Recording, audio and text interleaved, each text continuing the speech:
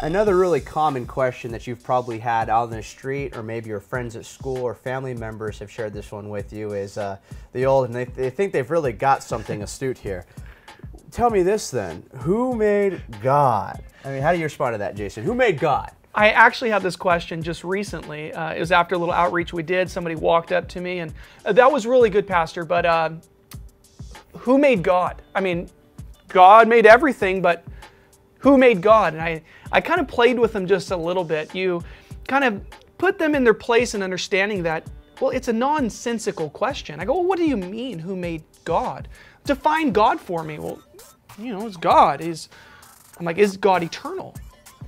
Yeah, God is eternal. So what you're asking me is actually a category mistake here. It's like saying, how much does the musical note C weigh?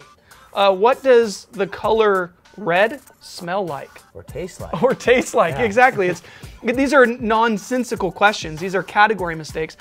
God's eternal by nature. He's got no beginning. He's got no end. It's, well, not requiring of him to have a beginning or a maker. He is the unmoved mover. He is the first cause, well, to the rest of the causes. So really, it's just a category mistake. And it's not like we're making this up, that God has always Right. existed on the spot to try and get through their question. I mean, you look through the scriptures, this is the traditional view Right. of God, has always been that he has always existed.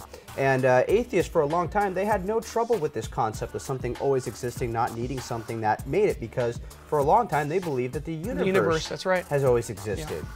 The problem for them is now there's very strong scientific and philosophical arguments that show the universe couldn't have always existed. It needs a maker. Right. And so that's where they get this, okay, well, if God made the universe, then who made God?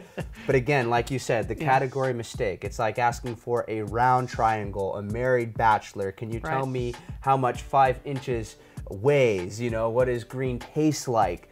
These are questions that don't make sense. It's nonsensical. So just helping them to see this, that you're actually asking me right now, who made that which was never made? So what you pull away from this is you simply point out it's a category mistake, and it would be good for you to learn some of these little like joking phrases that we're talking about, with the color having a smell, or the musical note having a weight, or even this married bachelor concept. Point these things out and they will get it immediately. You don't need to press the point.